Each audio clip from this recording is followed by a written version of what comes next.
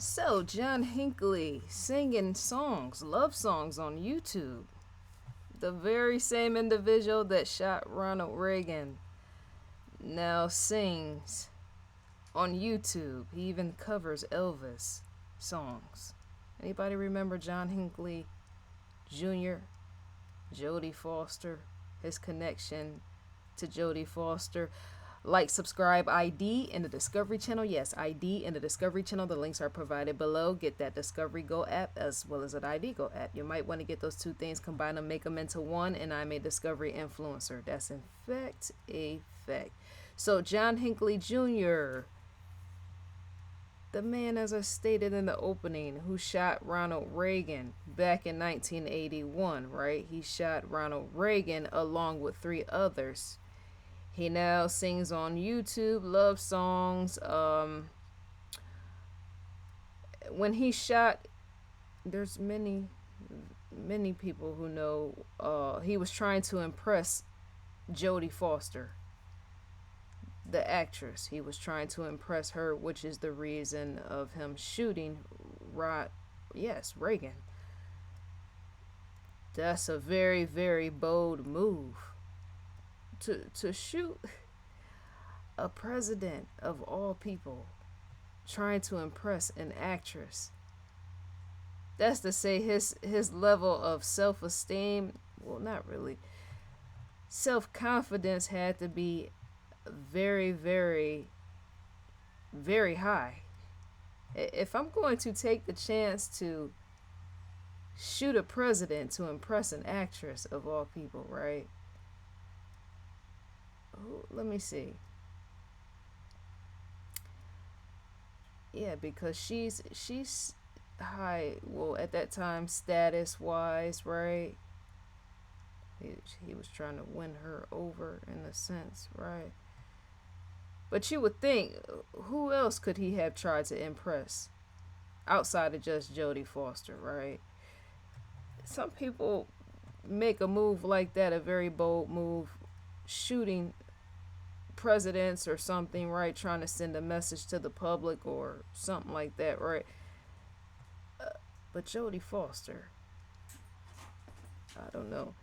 Hinckley, so he created his YouTube account back January 2021.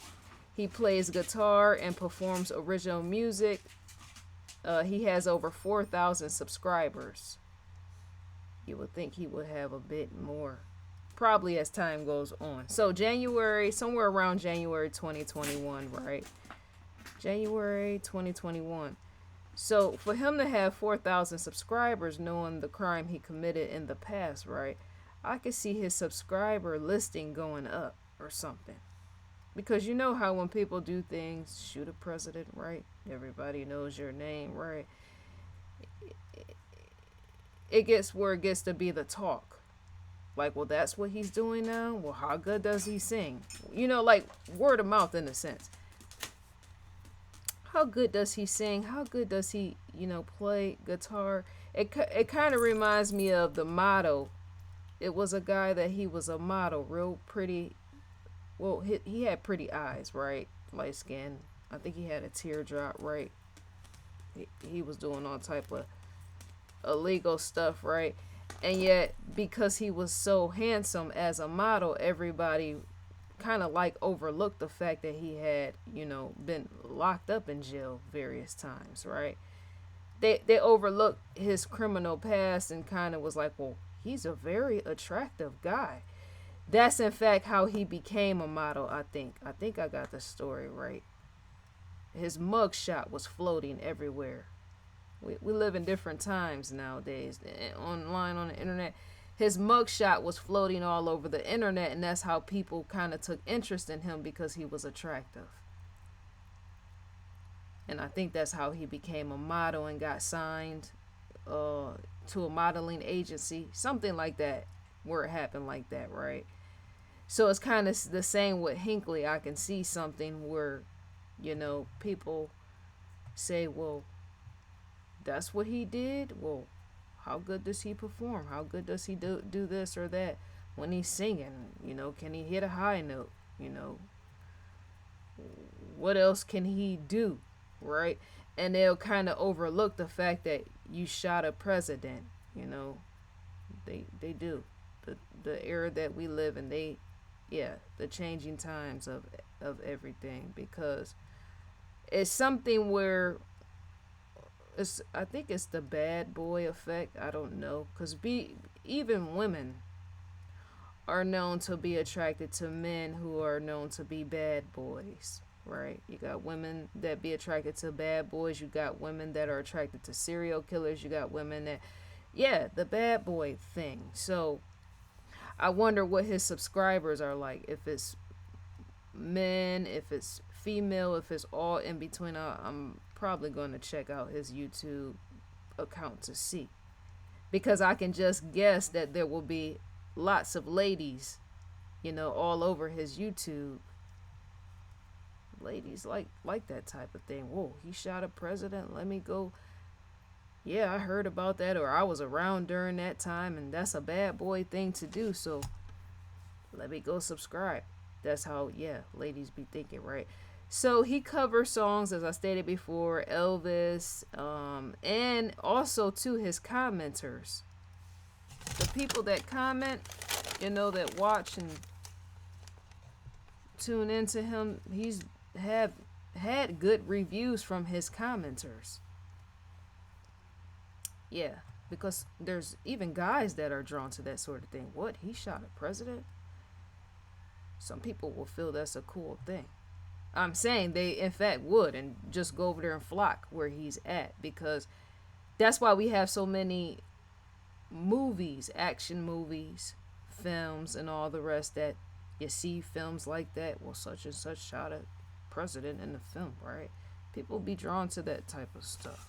So they kind of like will put you on a pedestal, even though it's bad by society terms, right? So 25, he was 25 years old when Hinckley shot Reagan back in 1981. As I said before, 3 others were injured. Let me see. During the time when he shot Reagan, for those that didn't know, he suffered from acute psychosis at that time. So he wrote Jodie Foster letters before the shooting. Yeah, psychosis can be a thing. It'll have people doing all type of things where they'll be all out of line, and you don't have to have psychosis to shoot a president, but that stands questionable. Like, you would have to go try to scope out his court documents. Some people, they do have mental illness and they use that, and sometimes, yeah, when it comes to insanity, because would a person or would they not shoot a president? Some people could just be mad and shoot a president, right? There was many people that didn't like Reagan back in the 80s, right? But to be doing that to impress, ladies, that kind of does point to psychosis, because that is taking it a bit beyond the point, right? Like, what was he hearing? Psychosis involves, hearing voices, hearing being told what to do, right? And usually it does involve harming other people. But I'm wondering what he in fact was told during the time of psychosis, right? So Hinckley was found not guilty by reason of insanity in 1982, and he was sent to a psychiatric facility.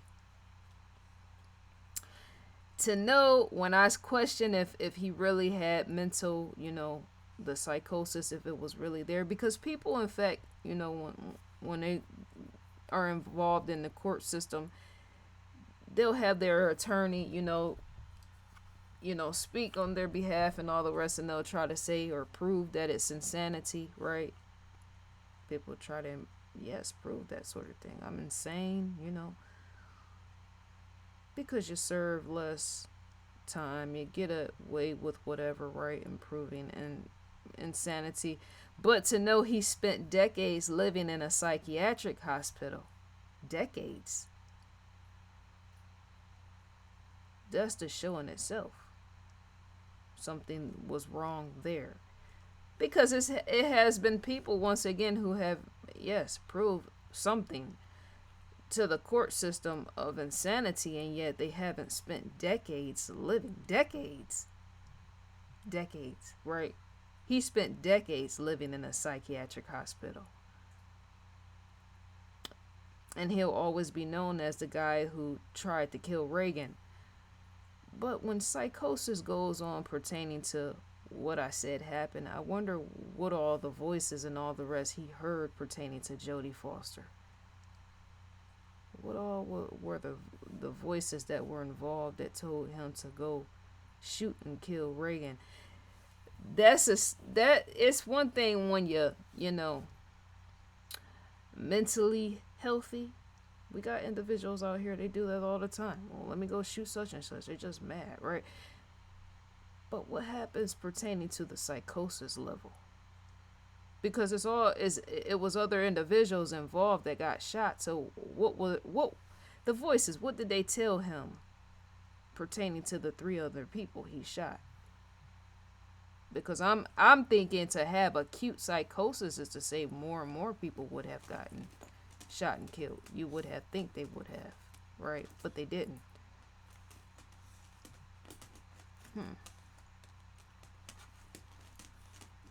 Hinckley. You would have, thought more people would have gotten killed with somebody suffering from psychosis.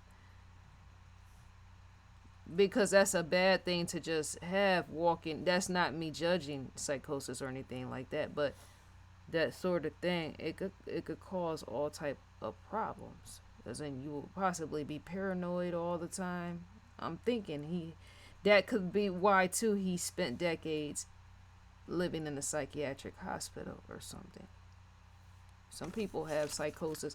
There was one guy I was talking to. He said he heard voices and stuff like that, right? And coming to find out, he was diagnosed with schizophrenia, right? But coming to find out, he was using street drugs like crack and stuff like that. And so what I told him was, you're going to be diagnosed with schizophrenia if you keep using crack cocaine. People don't understand. If I use drugs that are street chemicals, those street chemicals are laced with all type of things. If I use crack cocaine, if I use cocaine, if I use marijuana and it's laced, or just marijuana period, even marijuana, to know that marijuana makes you paranoid is to say even crack cocaine is going to make you paranoid, right? Cocaine is going to make you paranoid. So with him, he was telling me, well, I said, well, I was trying to ask all these questions. Well, do it run on your mother's side? Does it run on your father's side? The schizophrenia. He was like, well, it doesn't run on either side. And I'm thinking to myself, well, there's more to your story, as in tell me more. And he was saying, well, I use crack. And I said, well, that's the thing. They should have told you at the facility that that's the thing. Because he was saying when he would use the crack, he would hear the voices and all the rest. But when he wouldn't use the crack, he wouldn't hear the voices. And so I told him that's something you need to think about. You're placing something in your body that is much more stronger than weed, much more stronger than marijuana. And to know that weed and marijuana makes you paranoid is to say the crack cocaine is doing the same to you. And so you're in this facility walking around think you're a schizophrenic, and yet it's just the crack cocaine. So maybe if you stop the crack cocaine and having the habit of crack cocaine, then the voices will go away. He said, well, I didn't think about that. And I'm thinking to myself, well, at the facility that you were at, they should have been smart enough to let you know that. But not everybody tells people things. They sometimes just let you walk around knowing. Because even drug companies and all these other places try to get money and all the rest, right? Who knows pertaining to them, right? Pharmaceuticals and all the rest. But I'm thinking if I'm not running any type of companies pertaining to knowing how the mind operates, as in if you use street drugs, it is going to make you paranoid. So all type of people that have puffed marijuana one time and got severely paranoid right upon contact, right? It's been people that have been known to have contact, not even smoke marijuana, stood next to somebody, got too much contact, inhaling, and became paranoid. So if you know that's a thing, that's possible. Even crack cocaine is possible to make someone paranoid. Yeah, I said they didn't tell you that. These days, most people don't care enough to tell you. You think they would have told you.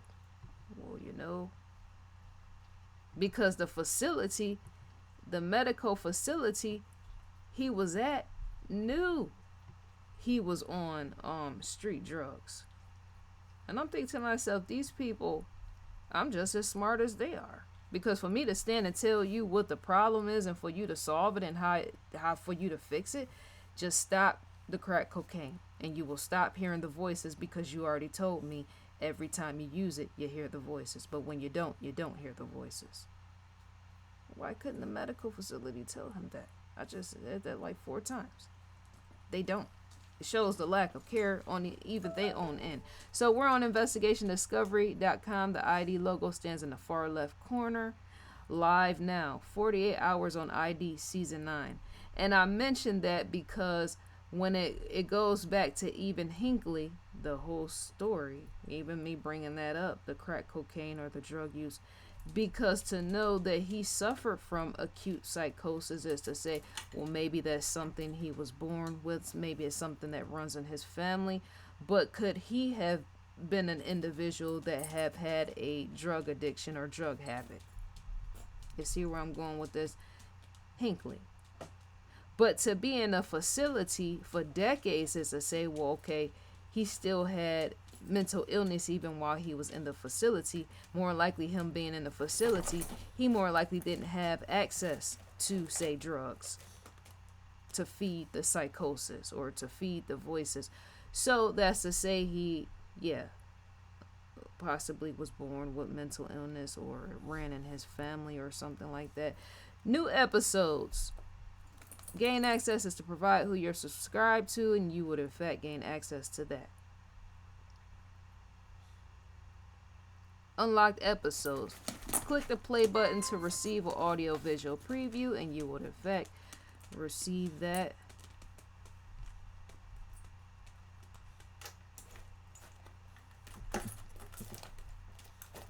ID Go original series. Recommended for you. Shouts out to Lieutenant Jokinda as well as Paula. And to receive a newsletter from Investigation Discovery is to type your email address in and click next, and you would in fact receive that from Discovery. Let me know what you think and feel about the video, dear viewers. May you enjoy your day. I will in fact enjoy mine, and I'm gone for now. 1.